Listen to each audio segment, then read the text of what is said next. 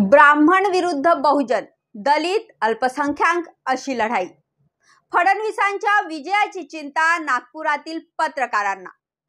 आश्चर्य वाटलं ना? पण हो, नागपूरमध्ये स्थिती अशीच आहे. नागपुरातील दक्षिण पश्चिम विधानसभा मतदारसंघाचे उमेदवार देवेंद्र फडणवीस निवडणूक हरले तर फडणवीस स्वतःला सावरून तर घेतील. ते राजकारणात असल्याने त्यांनी अनेक खस्ता खाल्ल्या आहेत, चढ उतार पाहिले आहेत, अनेक डिमोशन पचवले आहेत. फडणवीस निवडणूक हरण्याचे दक्षिण पश्चिम मतदारसंघातील चित्र हे बळावलेले आहे. असे झाले तर सगळ्यात मोठे दुःख होईल ते नागपुरातील काही पत्रकारांना. पत्रकारितेतील नीतिमूल्ये गुंडाळल्यागत केवळ फडणवीस आणि नितीन गडकरी यांची पोपटपंची करणारे अनेक पत्रकार गेल्या 10 वर्षात नागपूर आणि मुंबईत उदयास आले आहेत. आणि का येऊ नयेत? ज्यांनी आयुष्यभर पत्रकारितेच्या भरोशावर कसे बसे कुटुंब चालवले असते, त्यांचे अगदी प्राइम ठिकाणी 3 ते 4 बेडरूमचे आलिशान फ्लॅट झालेले आहेत. त्यामुळे आपल्या नेत्यांबद्दल कळवळा असणे हे स्वाभाविक आहे. फडणवीस निवडणूक हरले तर यातील काही पत्रकार निश्चितच कोमात जातील. त्यामुळे त्या पत्रकारांनी फडणवीसांच्या प्रचारात कोणतीही बाधा येऊ नये म्हणून संपूर्ण काळजी घेतलेली दिसते. काही पत्रकार निवडणूक अधिकाऱ्याला डिक्टेशन देतात की काय अशी शंका उपस्थित होते. तर काही पत्रकार प्रफुल्ल गुडगे पाटलांना भाजपातून लढता का भाऊ अशी विनवणीही करतात. पत्रकार असलेले हे भाजपचे दूतच फडणवीसांच्या पराभवाला कारणीभूत ठरणार असल्याची नागपुरात रंगतदार चर्चा सुरू आहे. नमस्कार, मी संयुक्ता देशमुख आणि आपण पाहत आहात राष्ट्र महाराष्ट्र. नागपुरातील दक्षिण पश्चिम मतदारसंघातून काँग्रेसने प्रफुल्ल गुडगे पाटील या ओबीसी बहुजन असलेल्या तगड्या उमेदवारास उमेदवारी दिली आहे. गुडगे पाटील हे राष्ट्रीय काँग्रेसचे सचिव सुद्धा आहेत आणि अलीकडेच त्यांना हरियाणा विधानसभा निवडणुकीसाठी काँग्रेसने त्यांची प्रभारी म्हणून नियुक्ती केली होती. आता ते भाजपच्या दिग्गज उमेदवारासमोर दंड थोपटून उभे आहेत. भाजपचे दिग्गज उमेदवार म्हणजे महाराष्ट्राचे माजी मुख्यमंत्री, महाराष्ट्राचे माजी विधानसभा विरोधी पक्षनेते, महाराष्ट्राचे माजी उपमुख्यमंत्री अशी सगळीच बिरुदे एकाच टर्म मध्ये भोगणारे देवेंद्र फडणवीस आहेत.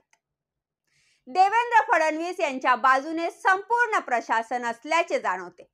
पत्रकारांचा मुखवटा लावलेले कार्यकर्ते मोठ्या प्रमाणात त्यांच्या बाजूने आहेत. नागपुरातील प्रसार माध्यमांच्या आणि मालकांचा कल हा फडणवीसांच्या बाजूने आहे. या सगळ्या गोष्टी असतानाही याच वेळी निवडणूक ही ओबीसी बहुजन विरुद्ध ब्राह्मण अशी होताना दिसते. त्यामुळे प्रफुल्ल गुडगे पाटलांचे पारडे अतिशय जड झाले असून त्यांना कसे अडवता येईल याचा प्रयत्न प्रशासन, तथाकथित पत्रकार, भाजपचे कार्यकर्ते करताना दिसतात. याचाच एक भाग म्हणून अखिल भारतीय अंधश्रद्धा निर्मूलन समितीचे संस्थापक प्राध्यापक श्याम मानव यांच्या सभा या मतदारसंघातून रद्द करण्यात आलेल्या आहे.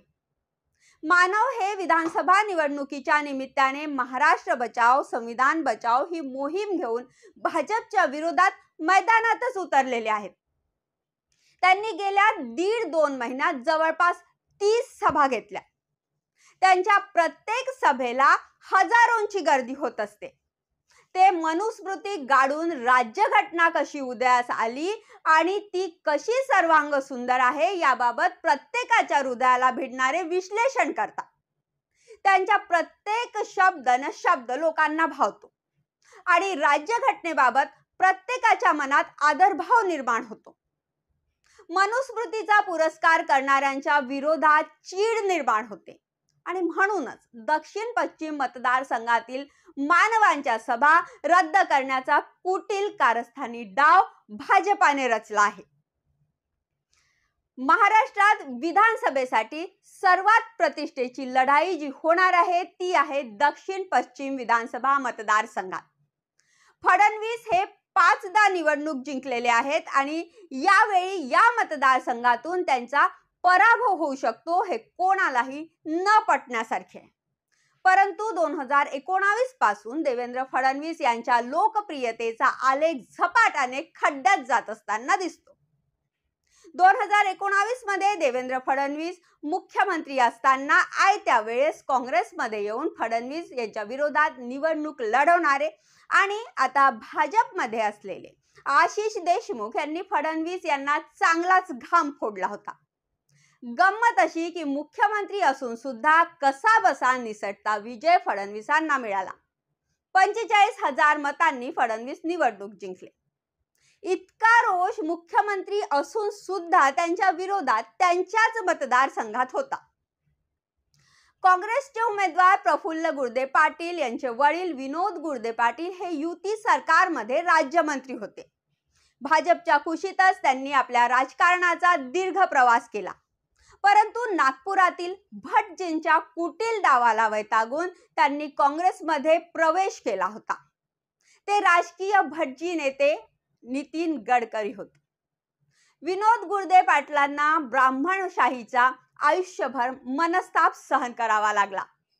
त्यांनी कायमचे भाजप सोडले आणि काँग्रेसचा हात धरला. त्यांनी त्यांचे सुपुत्र प्रफुल्ल गुर्दे पाटील यांना आयुष्यात कितीही संकटे आली तरी चालेल, परंतु काँग्रेसची कधीही साथ सोडू नकोस असा संदेश दिला आहे. आपल्या पित्यावर 4% कसा अन्याय अत्याचार केला याची प्रफुल्ल गुर्देंना जाणीव आहे आणि म्हणूनच त्यांनी त्यांच्या आयुष्यात काँग्रेसचे काम निष्ठेने केले. नगरसेवकापासून तर काँग्रेसच्या राष्ट्रीय कार्यकारिणीतील सचिव पदापर्यंत त्यांची त्यांच्या परिश्रमाने आणि निष्ठेने वर्णी लागली. याबाबत नागपूरच्या दक्षिण पश्चिम मतदारसंघात त्यांच्याबद्दल मतदारांना अभिमान वाटतो. फडणवीस हे विद्यमान आमदार आणि राज्यातील भाजपचे नंबर 1 चे नेते आहेत. सर्व यंत्रणा त्यांच्या हाती आहेत. त्यामुळे गुर्दे पाटील यांना प्रचाराची परिस्थिती अनुकूल नाही. त्यांना पदयात्रा करून घरोघरी जावे लागते. मतदारांचे पाठबळ त्यांच्या सोबत आहे. आदर्श आचारसंहिता म्हणणाऱ्या प्रशासनाच्या नजरा केवळ आणि केवळ गुर्दे पाटलावरच टिकून आहेत. भाजपच्या उमेदवाराला कसे सहकार्य होईल याबाबत प्रशासन हे अनुकूल दिसते असे चित्र निर्माण झालेले आहे. नागपूरच्या दक्षिण पश्चिम मतदारसंघात प्राध्यापक श्याम मानव यांच्या 2 सभा लागलेल्या होत्या. या दोन्ही सभा निवडणूक अधिकाऱ्याने रद्द केल्या आहेत. तुमच्या सभेमुळे कायदा आणि सुव्यवस्थेत बाधा निर्माण होईल असे कारण देण्यात आलेले आहे. शिवाय नागपूरच्या प्रतापनगर पोलीस स्टेशनचे वरिष्ठ पोलीस निरीक्षक महेश सागडे यांनी पत्र पाठवून सभा घ्याल तर याद राखा, तुमच्या विरुद्ध प्रचलित कायद्यानुसार योग्य ती कारवाई करू आणि भविष्यात आपणा विरुद्ध पुरावा म्हणून याचा वापर केला जाईल असा इशाराही त्यांनी दिला आहे.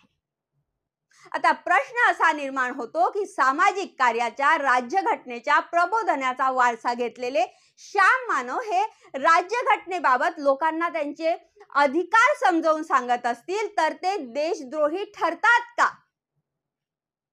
राज्यघटनेच्या जनजागृतीसाठी सभा घेणाऱ्यांचीच सभा रद्द करणे ही अभिव्यक्तीच्या स्वातंत्र्याची पायमल्ली आहे. परंतु या निवडणूक अधिकाऱ्यांना श्याम मानवांच्या सभांना परवानगी देऊ नका यासाठी कोणी सूचना दिल्यात हे सांगण्याची गरज आहे असे मला वाटत नाही. इतका नीचपणा कोणता नेता करू शकतो हे सगळ्यांना सहजतेने कळू शकते. भाजप कोणत्याही स्तराला उतरू शकते.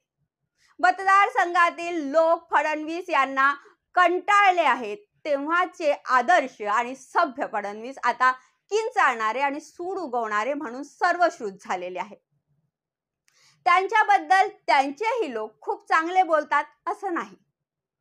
श्याम मानवांसारख्या एका सामाजिक कार्यकर्त्याच्या, एका चळवळीतील नेत्याच्या सभा रद्द होणे म्हणजे अराजकता आहे. निवडणूक आयोगाने तातडीने या विषयाकडे लक्ष द्यावे, अन्यथा महाराष्ट्रातील निवडणुकांवर आयोगाचे नियंत्रण नाही आणि भाजपाच्या नेत्यांचे दडपण नाही. त्यांनी दिलेल्या आदेशाप्रमाणेच हे कृती करत आहेत आणि सामाजिक कार्यकर्त्यांना तशा नोटीस बजावत आहेत. अशा उलटसुलट चर्चा होऊ शकतील. शनिवारी प्राध्यापक मानव यांनी नागपूरमध्ये पत्रकार परिषद घेतली आणि सभेला परवानगी दिली नाही तरीही दक्षिण पश्चिम विधानसभा मतदारसंघात नुक्कड सभा घेण्याचे त्यांनी जाहीर केले. मला हे सरकार तुरुंगात डांबतील, परंतु मला जे अभिव्यक्ती स्वातंत्र्य आहे त्यानुसार मी राज्यघटनेबाबत जनजागृती करेन, असा खुला इशारा त्यांनी फडणवीस आणि मनुस्मृतीच्या तमाम पुजाऱ्यांना दिला आहे. देवेंद्र फडणवीस श्याम मानवांच्या सभांमुळे घाबरले आहेत की काय, असा प्रश्न आता निर्माण होत आहे. या सभांमुळे त्यांना पराजय दिसत असावा. श्याम मानवांच्या झंझावातामुळे यावेळी भाजपाचे धाबे दणाणले आहे आणि भाजपाला हे महागात पडणार याची चुणूक लागल्याने मानवांची सभा रद्द केल्या जात असल्याचे जाणकारांना वाटते. 2 दिवसांपूर्वी मानवांची सभा नरखेड येथे होती. या सभेसाठी राष्ट्रवादी काँग्रेस शरदचंद्र पवार गटाचे काटोल अध्यक्ष गणेश चने यांनी परवानगी मागितली होती, परंतु खुल्या मैदानात परवानगी नाकारत काटोल विधानसभा मतदारसंघाचे नियंत्रक अधिकाऱ्याने मानव यांची सभा बंद सभागृहात करण्यात यावी आणि त्यांनी कटाक्षाने काही बाबी टाळाव्यात, असे 23 मुद्द्यांच्या एका पत्रात म्हटले आहे. मित्रांनो, 23 मुद्द्यांच्या पत्राचे ड्राफ्टिंग जे झाले आहे ते एका तथाकथित पत्रकाराने लिहून दिल्याचा खमंग चर्चा नागपुरात आहे. हा पत्रकार आता फडणवीस, चंद्रशेखर बावनकुळे आणि परिणय फुके या भाजप नेत्यांचे काम करत असतो असे सर्वश्रुत आहे. या पत्रात 21 नंबरवर जो मजकूर लिहिला आहे तो अत्यंत दिशाभूल करणारा दिसतो. त्यात असे म्हटले आहे की प्राध्यापक श्याम मानव, संस्थापक राष्ट्रीय संघटक अंधश्रद्धा निर्मूलन समितीचे, त्यांनी त्यांच्या स्वतःचे श्याम मानव या नावाने यूट्यूब चॅनलवर दिनांक 16 ऑक्टोबर 2018 रोजी क्या स्वामी समर्थ एक ढोंगी बाबा थे, भगवान है या नहीं, दिनांक 1 फेब्रुवारी 2024 रोजी क्या गजानन महाराज एक संत थे, दिनांक 1 अप्रैल 2020 रोजी सारे भगवान भारत में ही क्यों जन्मे, दिनांक 5 फरवरी 2001 रोजी या दरगाह में कोई चमत्कारी शक्ति होती है क्या, हिंदू ने मुस्लिम दरगाह पर जाना उचित है क्या, साई बाबा की सच्चाई जान लो, असे वक्तव्य केल्याचे उदाहरण दिले आहे. प्रश्न असा आहे की तथाकथित पत्रकाराने, जो स्वतःला पुरोगामी म्हणत होता, त्याने त्याच्या फेसबुक पेजवर 3 महिन्यांपूर्वी हेच मुद्दे उपस्थित केलेले होते. आता या पत्रकाराने तो संपूर्ण व्हिडिओ न ऐकताच भाजपाचे अंधभक्त, गोदी मीडियातील लोक ज्याप्रमाणे समाजात भ्रम निर्माण करतात, त्याचप्रमाणे याही पत्रकाराने अर्धवट बुद्धिमत्ता दाखवत भ्रम पसरवण्याचा प्रयत्न केला होता. त्या पत्रकाराच्या फेसबुकवर नागपुरातील पुरोगामी, साहित्य क्षेत्रातील, सांस्कृतिक क्षेत्रातील आणि विविध बुद्धिवाद्यांनी सडकून टीका केली होती. या पत्रकाराने श्याम मानवांचा संपूर्ण व्हिडिओ न पाहताच आपल्या अकलेचे दिवाळ काढल्याच्या प्रतिक्रिया नोंदवल्या आहेत. याच मिळता जुळता मजकूर या नियंत्रक अधिकाऱ्याच्या पत्रामध्ये दिसतो. याचा अर्थ आदर्श आचारसंहिता असल्याच्या नावाखाली तमाशाचा फड चालला आहे असे म्हणता येऊ शकते. ज्या नियंत्रक अधिकाऱ्याने हे पत्र जारी केले त्याने वर नोंदवलेला एकही व्हिडिओ स्वतः बघितलेला नाही असा याचा अर्थ होतो. अशा पत्रकारांपासून सावध राहण्याची गरज आहे. नागपुरात अनेक चांगले पत्रकार आहेत, परंतु अशाही पत्रकारांचा सुळसुळाट झालेला दिसतो.